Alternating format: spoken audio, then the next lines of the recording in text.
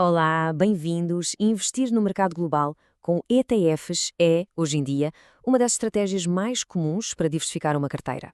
Mas o que é que está mesmo debaixo do capô destes produtos tão populares? Pois é, muitas vezes a composição real é bem mais complexa do que parece, e é precisamente a esses detalhes que vamos espreitar nesta análise. E vamos começar direto ao assunto com uma pergunta que pode ser, vá lá, um pouco desconfortável.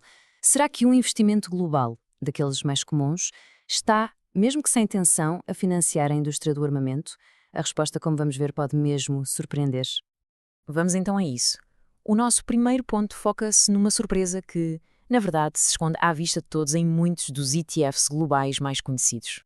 Pois é, a resposta àquela pergunta inicial é, na grande maioria dos casos, um sim. Ou seja, para quem investe um ETF All World padrão, a probabilidade de ter exposição a empresas do setor da defesa é, de facto, bastante elevada. E olhem que não estamos a falar de nenhuns produtos financeiros obscuros ou de nicho. Pelo contrário, falamos de alguns dos ETFs mais populares e conhecidos do mundo, como o Vanguard FTSE All World, o famoso VWCE, e o iShares MSCI ACWI. E o mais curioso aqui é perceber como é que estas empresas aparecem. Elas estão lá, mas estão, digamos, escondidas debaixo da categoria muito genérica de indústrias. Nomes como a RTX ou a Lockheed Martin não aparecem numa categoria específica de defesa, o que torna muito difícil detectá-las numa análise mais superficial. Mas por que isto acontece? Será que é um erro, uma omissão de propósito? Bem, na verdade, não é nem uma coisa nem outra. É simplesmente uma consequência da forma como estes produtos são construídos. E para percebermos isso, temos de olhar para a lógica do sistema passivo. O conceito-chave aqui é o de replicação passiva. Um ETF passivo não tem um gestor a escolher as melhores empresas. A sua única missão, o seu único trabalho, é espelhar um índice de mercado. Compra todas as empresas que fazem parte desse índice. Ponto final. É tudo automático, com base em critérios como o tamanho da empresa. E este é o ponto fundamental. A presença de uma empresa de defesa num destes fundos não reflete uma escolha ou uma opinião do gestor do fundo. É só uma consequência automática das regras do índice que o fundo está obrigado a seguir. Não há ali um juízo de valor. E atenção, isto não é uma interpretação. Está lá, preto no branco, na documentação oficial. As regras do índice FTSE All World dizem explicitamente que a sua construção não tem em consideração fatores ESG. O objetivo é único e exclusivamente representar o mercado tal como ele é. Certo, e é exatamente aqui que surge a maior fonte de confusão. É normal um investidor ver que o seu ETF tem uma classificação ESG alta, talvez um A ou AA, e pensar, então está tudo bem, o fundo já exclui estes setores. Só que essa ideia não podia estar mais longe da verdade. E este quadro resume a diferença na perfeição. Uma classificação ESG é uma métrica, uma análise do perfil de risco das empresas que o fundo já tem. Não é, de forma alguma, uma estratégia de investimento.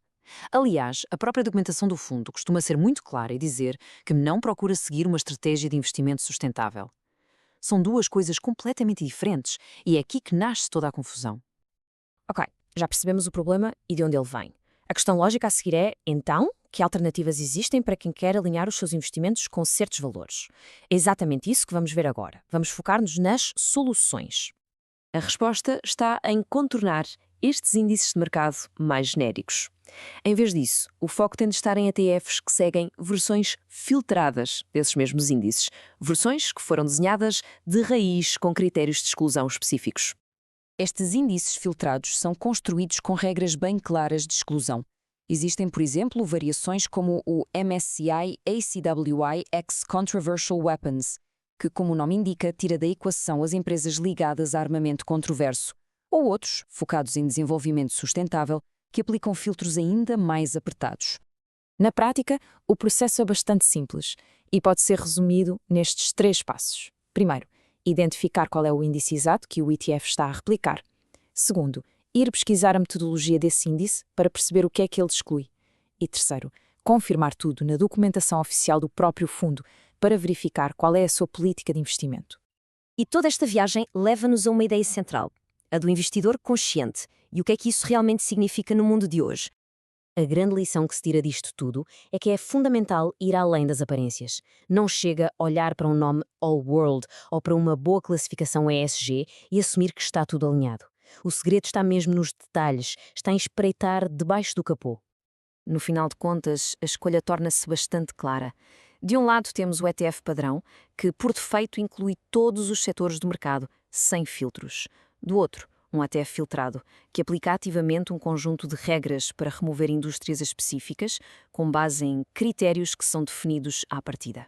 E terminamos com uma pergunta que fica para reflexão. A informação dá-nos poder e, claro, a capacidade de fazer escolhas mais informadas e alinhadas.